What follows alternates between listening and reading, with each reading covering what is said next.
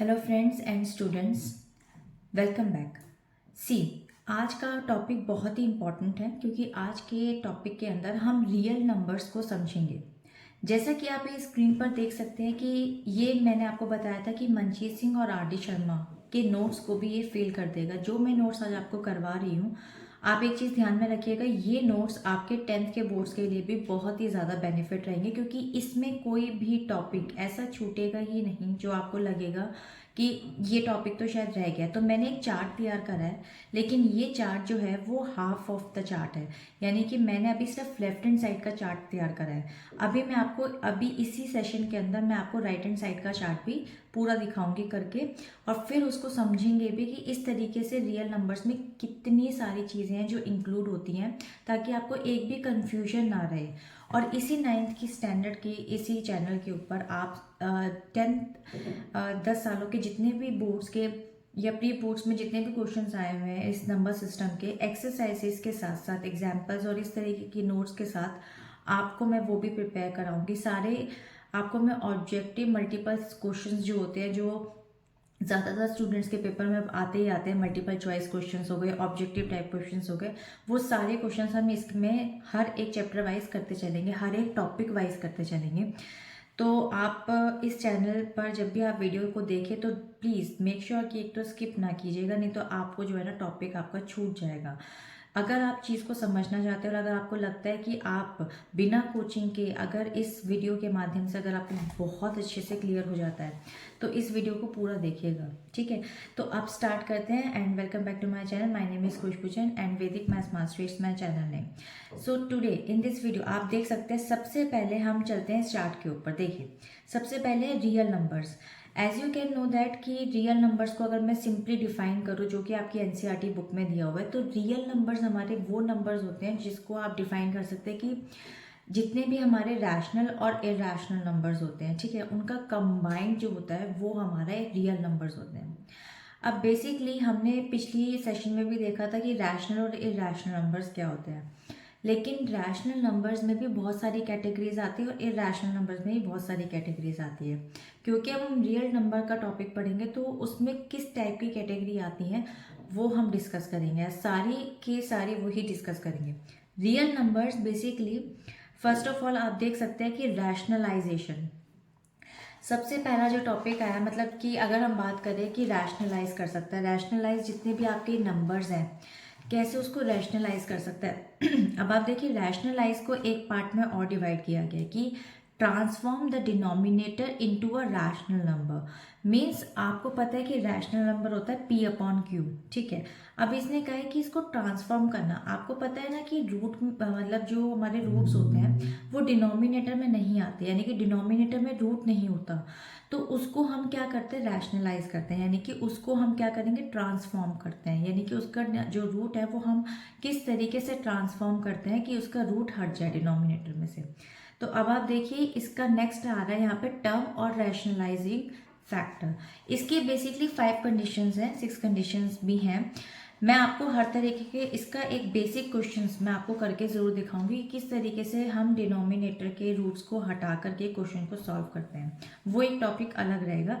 लेकिन अभी के लिए मैं आपको यहाँ पर लिख कर दिखाऊंगी कि किस किस तरीके की कैटेगरीज होती हैं, जो टर्म्स होती है और उसको हम रैशनलाइज में चेंज करते हैं और कैसे चेंज करते हैं और क्या आता है उसका आंसर। तो फर्स्ट आप देख सकते हैं यहाँ पर, एक सेकेंड, फर्स्ट आपको आपको जैसे मैंने लिखा 1/√r, ओके। r का मतलब हो गया यहाँ पर कोई एक डिजिट है, टर्म है, ठीक है।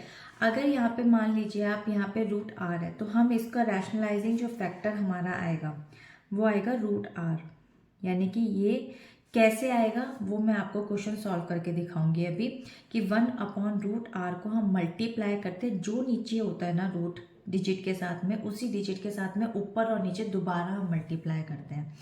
इस टाइप के जितने भी क्वेश्चंस हैं आप देखिए टर्म्स में, वो मैं आपको अभी एक अलग टॉपिक में करवाऊंगी। अब जैसे मैंने आपको बोला 1/, ठीक है, √r माइनस s, यानी कि एक ऐसी डिजिट जो रूट में है और एक ऐसी डिजिट जो सिंगल है, ठीक है। तो उसको अगर मैं रैशनलाइज करती हूँ, उसको अगर मैं ट्रांसफॉर्म करती हूँ, तो मेरा आंसर क्या आएगा यहाँ पे, √r प्लस s। अब ये कैसे आएगा इसको हम देखेंगे। सी, रैशनलाइज फैक्टर का मतलब हो गया कि आपको पता है कि आप इस डिजिट से मल्टीप्लाई करेंगे। रैशनलाइज का मतलब मैं आपको ये बता रही हूँ कि आंसर नहीं बता रही, मतलब आपको ये बता रही हूँ कि किससे आप मल्टीप्लाई करेंगे। जैसे मैंने अभी आपको बताया ना कि नीचे जो भी चीज़ होती है ना, सेम उसी से आप मल्टीप्लाई करते हैं, ऊपर भी और नीचे भी, यानी कि न्यूमिनेटर में भी और डिनोमिनेटर में भी। लेकिन यहाँ पर आप एक चीज़ देखिए, जब ये सेकंड वाली टर्म है यहाँ पे माइनस है ना, और यहाँ मैंने प्लस लिया है, तो जब भी माइनस होगा तो ऊपर और नीचे जिस डिजिट से आप, जिस पूरे ब्रैकेट से आप मल्टीप्लाई कर रहे हो, रूट आर माइनस एस, तो माइनस का साइन प्लस में चेंज हो जाएगा, और अगर नीचे प्लस होगा तो उसका साइन माइनस में हो जाएगा। अब एक और कैटेगरी देखते हैं, देखिए 1/√r माइनस प्लस एस, तो इसका रैशनलाइज, यानी कि इसको अगर हम रैशनलाइज करते हैं, मल्टीप्लाई करेंगे, तो हम किससे करेंगे, बेसिकली √r माइनस एस, इसको हम माइनस वाले से करेंगे। ठीक है, इसके क्वेश्चंस मैं आपको करवाऊंगी तो आपको पता लग जाएगा। अब जैसे मैंने एक क्वेश्चन आपको दिए, यहाँ पर एक और टर्म हो सकती है, जैसे मान लीजिए 1/√r है और -√s है, तब आप क्या करेंगे, ब्रैकेट आपका बना √r माइनस √s, तो आप इसको रैशनलाइज करेंगे, यानी कि मल्टीप्लाई करेंगे, जो न्यूमरेटर और डिनोमिनेटर है वो होगा आपका √r, और माइनस का साइन सिर्फ प्लस में चेंज हो जाएगा, यानी कि मैं इसको लिखूंगी simple √r plus √s, simple. तो रैशनलाइज फैक्टर आपको क्लियर हो गया होगा कि किस तरह के हम ऊपर और नीचे कौन से रैशनलाइज फैक्टर से मल्टीप्लाई करेंगे। इस ये टर्म्स होती हैं, इस टाइप के क्वेश्चन होते हैं जिसकी ये टर्म्स मैं आपको बता रही हूँ। एक और क्वेश्चन हो सकता है आपका, जैसे मैं आपको सिंपली बोलूँ यहाँ पर 1/√r प्लस √s, आप देख सकते हैं एक में आपका रूट नहीं था, इसमें रूट नहीं था, ठीक है, इसमें भी रूट नहीं था, फिर इसमें रूट आ गया, इसमें भी रूट आ गया, मतलब इस टाइप की कंडीशंस है। अब इसको आप क्या करेंगे, सिंपल यहाँ पर आप √r लेंगे और प्लस का हो जाएगा माइनस और √s, तो ये आपके रैशनलाइज फैक्टर हो गए। ठीक है, अब हम चलते हैं नेक्स्ट वाले टॉपिक पे। देखिए ये हमारा transform denominator into a rational number, ये क्लियर हो गया। अब रियल नंबर्स का रैशनलाइजेशन टॉपिक क्लियर है।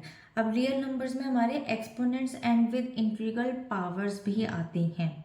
ठीक है, अब वो बेसिकली क्या होती हैं, अगर आप बात करें तो वो बेसिकली क्या होती हैं, देखिए रियल नंबर्स में जो एक्सपोनेंट विद इंटीग्रल पार्ट्स आपके आते हैं, पावर्स आती हैं, तो उसमें आप देख सकते हैं यहाँ पे लॉज है। ठीक है, आपने ये चीज़ 8th में भी पढ़ी होगी, लॉज आपने बहुत अच्छे से पढ़े होंगे एक्सपोनेंट्स में। ठीक है, देखिए प्रोडक्ट यानी कि मल्टीप्लिकेशन, क्वोशिएंट यानी कि डिवाइड, उसके बाद पावर और रेसिप्रोकल, किस तरीके से हम रेसिप्रोकल करके भी आंसर निकाल लेते हैं। तो ये बहुत ही इजी टॉपिक है और बहुत ही इंपॉर्टेंट टॉपिक है। तो अब आप इसको हम करते हैं, देखिए इसको कैसे करना है। प्रोडक्ट वाले में मैं क्या लिखूंगी, प्रोडक्ट वाले में आपने देखा होगा कि जैसे अगर मैं बोलूँ a की पावर m है मल्टीप्लाई a की पावर n है, तो इसका आंसर क्या निकलता है, इसका आंसर निकलेगा, क्योंकि मल्टीप्लिकेशन में जब हमारे बेस सेम होते हैं, यानी कि मल्टीप्लिकेशन में प्रोडक्ट में जब भी बेस सेम होता है, देख सकते हो आप यहाँ पर a हमारा बेस है, बेस हमारा दोनों सेम है और बीच में मल्टीप्लाई का साइन है, तो जो पावर्स होती हैं वो क्या हो जाएंगी, ऐड हो जाएंगी। जैसे कि मैं इसको क्या लिखूंगी, a की power m plus n, as simple as that. तो जो भी पावर्स होंगी चाहे वो सेम ना हो, हमारे को अगर इस तरीके का बेस सेम मिल गया और बीच में मल्टीप्लिकेशन है तो पावर्स प्लस हो जाएंगी। नेक्स्ट पे मूव करते हैं, देखिए क्वेश्चन के अंदर मैंने अभी आपको क्या बताया, डिवीजन। जैसे मैंने अभी आपको बोला a की पावर m है और डिवाइड a की पावर n है, राइट। तो डिवाइड है, बेस आपका सेम है, यहाँ पर a और a बेस सेम है दोनों में, और बीच में क्या साइन है आपका, डिवाइड का। तो जब भी बीच में साइन डिवाइड का होगा तो पावर्स हमारी क्या हो जाएंगी, माइनस हो जाएंगी। तो मैं लिखती हूँ यहाँ पर a और पावर हो जाएगी m माइनस n, क्योंकि यहाँ पर मैंने वेरिएबल्स लिए, डिजिट होगी तो 6 होगा, तो 6 माइनस 3 हो गया, 5 माइनस 2 हो गया, कुछ भी हो सकता है डिजिट्स आपकी, तो वो माइनस हो जाएंगे। ठीक है, कई बार क्या होता है कि पहली डिजिट छोटी हो या बड़ी हो उसका भी देखना पड़ता है, अगर माइनस में आंसर हो पावर, उसका बताती हूँ क्या होगा। देखिए अब नेक्स्ट आपको क्या दे रखा है, पावर। तो इसका क्या होगा, जैसे मैंने मान लीजिए a है, a की पावर m है और एक ब्रैकेट के बाहर भी पावर है n, तो उस केस में क्या होता है कि एक ब्रैकेट के अंदर और एक ब्रैकेट के बाहर पावर है, ठीक है। तो ये पावर है, पावर्स का आपस में पावर्स के साथ में क्या रिलेशन होगा, मल्टीप्लाई, मल्टीप्लाई होंगी, यानी कि ए की पावर जो हो जाएगी वो हो जाएगी m इंटू एन, यानी कि अगर अंदर 2 और बाहर 3 है तो 2 इंटू थ्री, यानी कि ए की पावर हो जाएगी 6। तो यानी कि 2, कोई भी अगर बेस ए में होगा तो जो भी आपका ए बेस होगा उसकी पावर 6 हो जाएगी, तो उसको आप 6 टाइम मल्टीप्लाई करके आंसर निकाल सकते हैं। तो ये हो गया पावर, पावर लॉस, ठीक है। अब आता है रेसिप्रोकल लॉस। रेसिप्रोकल लॉस में क्या होता है, रेसिप्रोकल का मतलब होता है कि जो भी डिजिट आपको दे रखे हो उसका आप क्या कर दोगे, रेसिप्रोकल, यानी कि उल्टा कर देते हैं आप, ठीक है। तो देखिए इसका क्या दे रखा है, जैसे मान लीजिए आपको दे रखा है ए अपॉन बी, आपको पता है ना ए अपॉन बी का मतलब हो गया ए डिवाइडेड बाय बी, ठीक है। अब इसकी पावर आपको दे रखी है माइनस में, माइनस एन। तो आपको क्या करना है, मैंने अभी आपको बताया ना, अगर पावर भी माइनस में हो तो उसको भी तो पॉजिटिव करना पड़ेगा ना। उसको पॉजिटिव करने के लिए आप क्या कर सकते हैं, रेसिप्रोकल, यानी कि ए अपॉन बी जो आपका दे रखा है बेस, उस बेस का आप रेसिप्रोकल कर दोगे तो आपका जो पावर माइनस में है, नेगेटिव में, वो पॉजिटिव में चेंज हो जाएगी। ऐसे क्या हो जाएगी, यहाँ पर देख लीजिए, सिंपल आप लिखेंगे यहाँ पर बी अपॉन ए और पावर हो जाएगी एन, यानी कि पावर पॉजिटिव में हो गई, बेस आपका रेसिप्रोकल हो गया बी अपॉन ए। तो ये हाफ ऑफ द चार्ट मैंने आपको बताया कि रियल नंबर्स का क्या होता है। जो राइट हैंड साइड का चार्ट है वो थोड़ा बड़ा है, ठीक है। तो वो मैं आपको समझाती हूँ कि उसको कैसे, मतलब उसमें क्या क्या कैटेगरीज आती हैं और किस तरीके से करते हैं। तो इस टॉपिक में सिर्फ आपको मैं ये टर्म जो रैशनलाइजिंग फैक्टर्स है उसके एक अलग से शॉर्ट वीडियो बनाऊंगी, जिसमें हर एक टाइप का टर्म का क्वेश्चन मैं आपको सॉल्व करवा दूंगी, तो आपको क्लियर हो जाएगी सारी कैटेगरीज।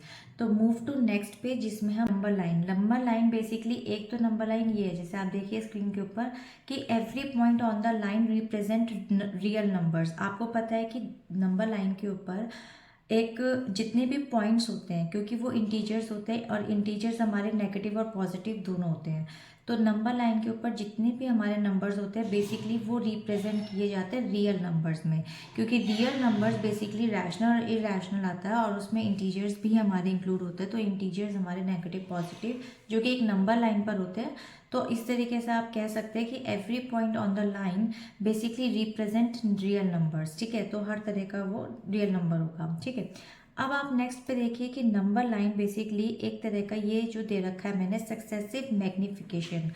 अब बेसिकली इस ये जो आपको इतना बड़ा ये जो चार्ट बनाया मैंने, इतनी सारी नंबर लाइंस बनाई है, उसका क्या पर्पस है। देखिए एक नंबर है आपके पास 5.377 या 37, आपको जो पॉइंट नंबर डिनोट करना है वो करना है 5.3775। अब आप इसको कैसे डिनोट करेंगे, देखिए मैंने सबसे ऊपर वाली लाइन में देखिए 5 और 6 को पहले मैंने क्या करा है, 5 और 6 को मैंने दो पार्ट्स में डिवाइड करे, मतलब हर एक नंबर लाइन में स्प्लिट कर लिया, यानी कि आप देख सकते हैं पॉइंट के बाद 4 डिजिट है, मैंने उसको स्प्लिट कर लिया, मैंने 4 नंबर लाइन बना दिया, स्प्लिट कर दिया। मैग्नीफिकेशन का मतलब होता है कि आप मैग्नीफाई कर रहे हैं। 5 और 6 में आता है 5.5, बीच का नंबर लिया आपने। 5.5 में नेक्स्ट नंबर लाइन आप देखिए 5.3 और 5.4 है आपके पास, ठीक है।